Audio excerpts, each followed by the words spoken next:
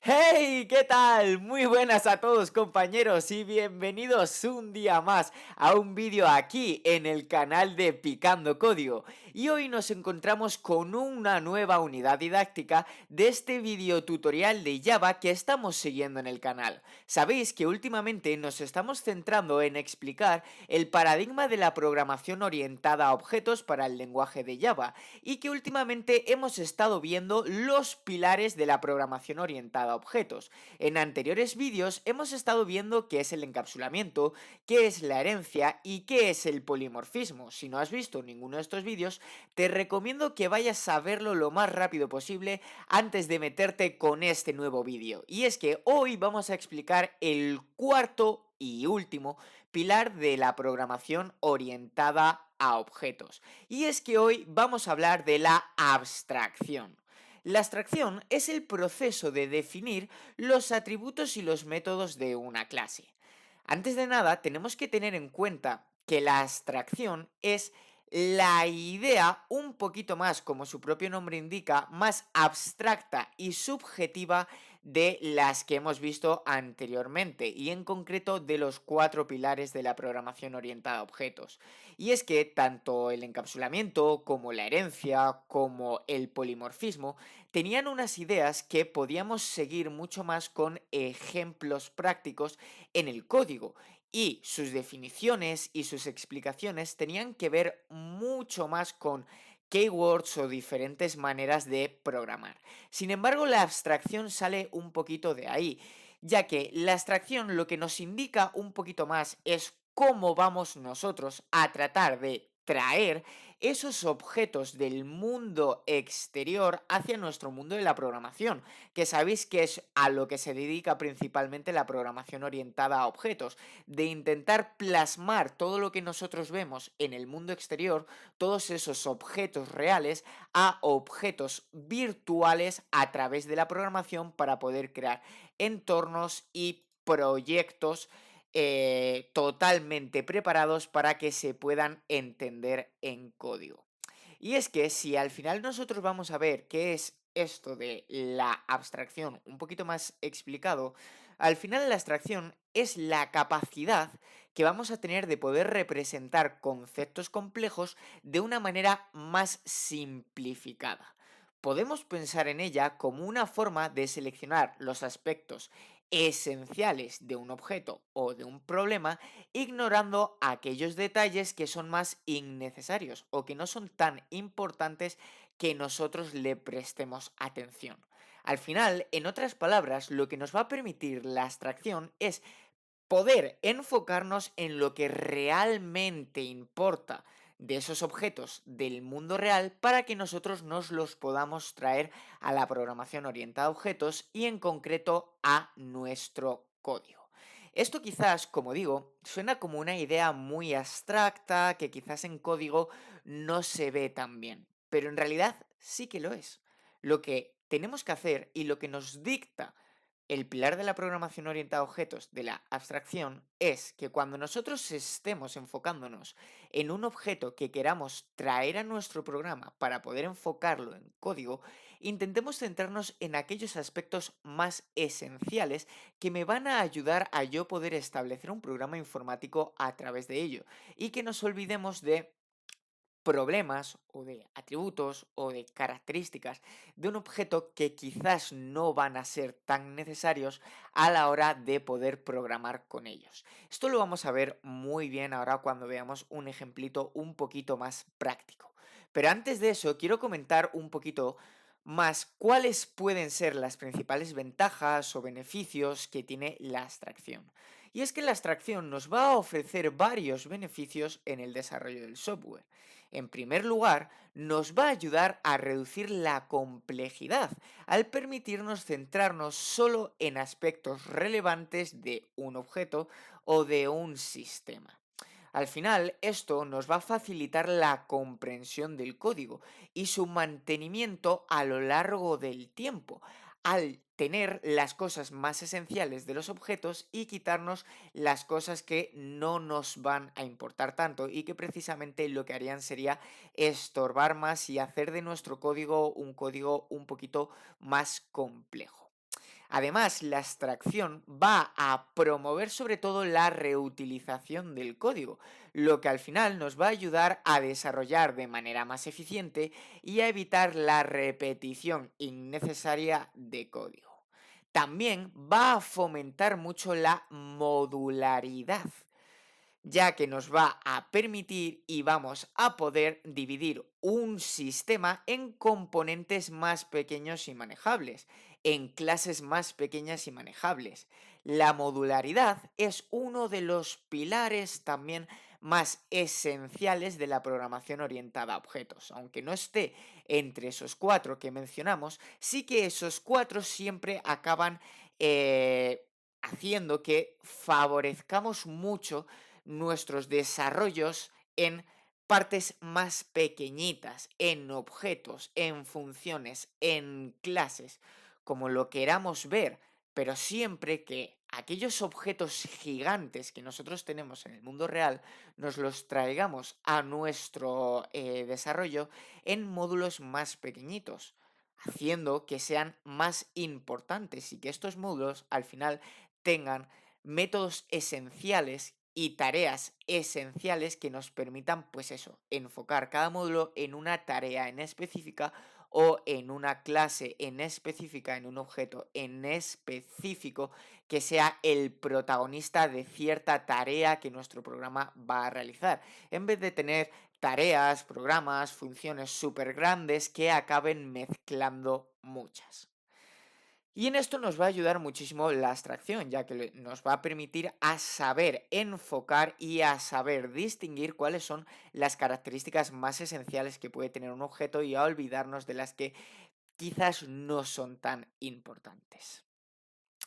Lo vamos a ver en un ejemplo práctico, pero antes quiero mencionar también elementos clave de la abstracción en el lenguaje de Java. Y es que en Java existen varios elementos clave que nos van a permitir aplicar la abstracción de manera efectiva. Como todos sabéis, uno de ellos son las clases y objetos. Y es que las clases son la representación de los objetos en nuestro programa y nos van a permitir definir atributos y comportamientos. Estos atributos y comportamientos son las propiedades y métodos de una clase, respectivamente. Al utilizar clases y objetos podremos encapsular la lógica relacionada y construir sistemas más estructurados y fáciles de mantener.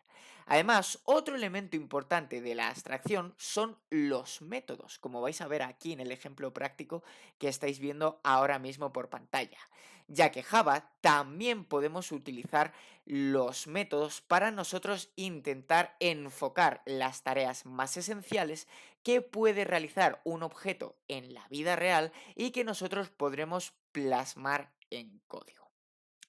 Para ello, vamos a ver esto en un ejemplo práctico que nosotros nos podemos traer en la vida real hacia el mundo de la programación. Y es que, por ejemplo, nosotros vamos a suponer que estamos desarrollando un sistema para la gestión de empleados, típico sistema informático que tiene cualquier empresa para controlar a todos sus empleados, las tareas que realizan, los puestos que ocupan, los departamentos a los que pertenecen, muchas cosas.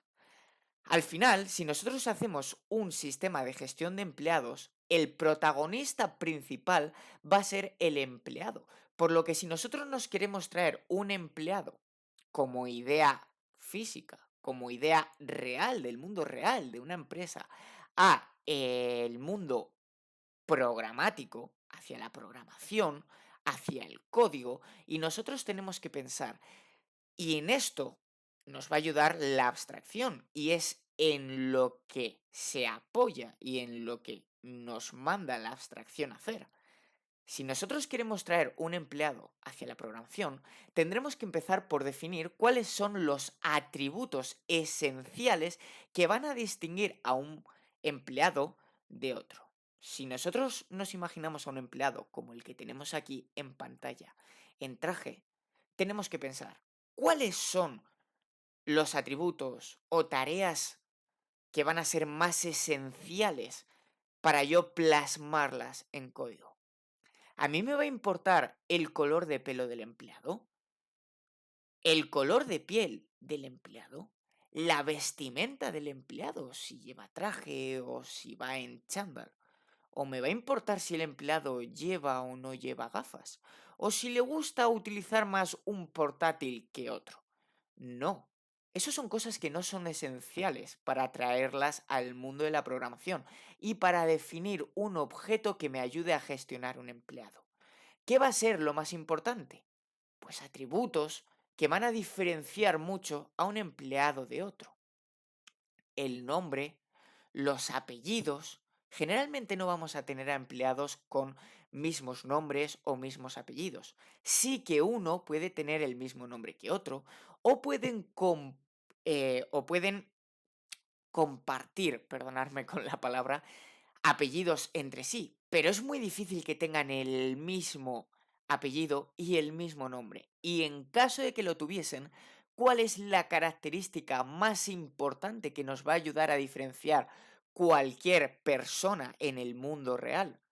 El DNI, el documento que al final es único que va a tener un empleado. No existen diferentes empleados con el mismo DNI. Son atributos esenciales que en mi programa, en mi sistema de gestión de empleados, me van a ayudar a poder diferenciar esos empleados y que me van a permitir una correcta gestión de ellos. ¿Cuál pueden ser más también? El puesto en el que van a trabajar. Si van a ser desarrolladores, si van a ser técnicos, si van a ser ejecutivos, si van a ser comerciales y en qué departamento van a trabajar. Puede que todos trabajen en el departamento web, pero puede que uno trabaje más en la parte comercial de ese departamento, en la parte de programación en front, en la parte de programación en back o en la parte de imagen o diseño gráfico.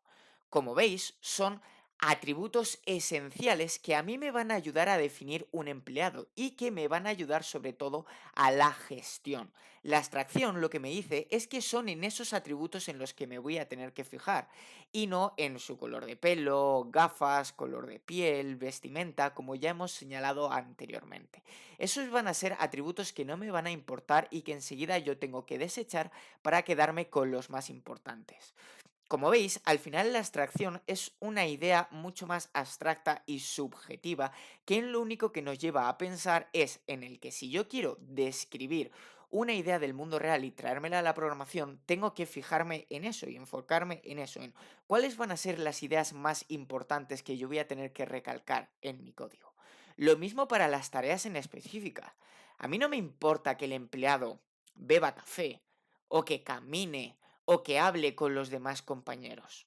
¿Cuáles son las tareas en específicas que yo quiero fijarme en cada empleado y que me van a ayudar a gestionarlos? Pues, por ejemplo, ¿en qué va a trabajar? ¿Cómo voy a poder yo calcular su salario dependiendo de su puesto o dependiendo de su departamento?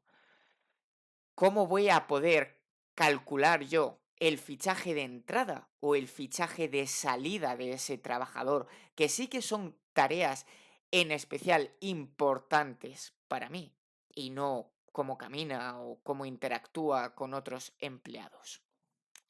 Esto nos lo vamos a llevar a código ahora de manera muy fácil. Y es que únicamente lo que vamos a hacer hoy es crearnos una nueva clase. Nosotros tenemos la clase main, que sabéis que es la clase principal de un programa y donde vamos a ejecutar en ella todo lo que queramos que se vea por pantalla. Ahora, nosotros nos vamos a crear una nueva clase para traernos del mundo real al mundo de la programación esa idea que nosotros tenemos de un empleado para la construcción de nuestro sistema de gestión de empleados. Para ello, nos crearemos nuestra clase empleado.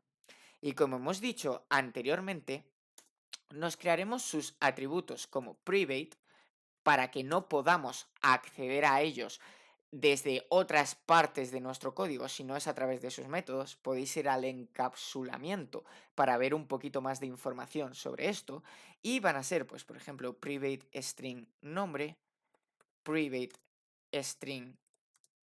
Uy, perdonadme que se me coloca en la misma línea. Private string apellidos, private string puesto, private string. Hoy vamos a trabajar mucho con los string. Private string. Departamento. O private string DNI. Estos podrían ser, por ejemplo, los atributos más esenciales para mí de un trabajador que yo quiero plasmar en mi código para mi sistema de gestión de empleados. Vamos a construir rápidamente los constructores que me van a ayudar posteriormente a crear la instancia, a crear el objeto apoyándome en esta clase, en este molde. Primero construiremos el constructor por defecto, en el que sabéis que a mí me gusta crearlos a vacío para luego poder rellenarlos. En el caso de los strings son muy fáciles porque todos se van a crear simplemente como una cadena de caracteres vacía para que posteriormente sea rellenada. Pondremos también el puesto, pondremos también el departamento y pondremos también el DNI. Vamos a realizar lo mismo, pero esta vez para construir mi constructor por parámetros, que me ayudará a construir una instancia en el caso de que me pasen directamente las variables como parámetros. Por ejemplo, un string, nombre recibido. Vamos a copiarlo y pegarlo ya que nos va a valer para todos los demás al estar trabajando únicamente con strings. Tenemos por aquí también apellidos. Tenemos por aquí también puesto. Tenemos por aquí también departamento, por ejemplo. ¿Qué más? Vamos a hacer esto un poquito más pequeñito para que lo veamos. ¿Qué más tenemos? El DNI también, que nos lo podemos llevar a la siguiente fila para destacar por aquí el DNI. Y ahora, únicamente a mis atributos tendremos que asignarle estas variables que a mí me llegarán como valores de entrada ya rellenos. Cuidado esto que lo escribamos bien, importante. A ver que me pongo a escribirlo otra vez mal. Puesto. Recibido y departamento recibido y también DNI recibido. Crearemos sus getters y setters. Ya sabemos que también podemos generarlos. Por ejemplo, si estáis practicando de inicio con los getters y setters, no os recomiendo que los generéis de manera automática, pero nosotros que ya hemos estado trabajando en anteriores vídeos con los getters y setters, sabéis que son esos métodos que me van a permitir establecer un nuevo valor a los atributos o obtener uno que ya tuvieran anteriormente. Los entornos de desarrollo nos permiten que directamente podamos generar los getters y los setters de forma automática para evitarnos mucho tiempo. Vamos a generarlos que simplemente había puesto los de el nombre cuando los que me interesan son todos. Así que directamente los pongo aquí y vemos cómo se me generan de forma automática todos los getters y setters. Y por ejemplo, aquí voy a poner un pequeño comentario porque lo que voy a querer construir ahora van a ser los métodos específicos de un empleado. Como por ejemplo, public cálculo salario. En el que, si a mí me pasan un entero, por ejemplo, de los años empresa, voy a poder calcular el salario base. Por ejemplo, me voy a crear aquí una variable de tipo entero, salario base. Y le voy a decir que el salario base va a depender 1.200 que va a cobrar cada trabajador mío por los años en los que llevé en la empresa. Y lo que voy a hacer va a ser retornar este salario base. Lo que le voy a decir es que este método me va a devolver un entero. Y por ejemplo, puedo crear otros, como por ejemplo, un método que sea void, no devuelva nada, y que sea trabajar, en el que el trabajador se le pase como por parámetros. Se me ha apagado un segundo el monitor, perdonadme. A ver que lo volvamos a encender por aquí.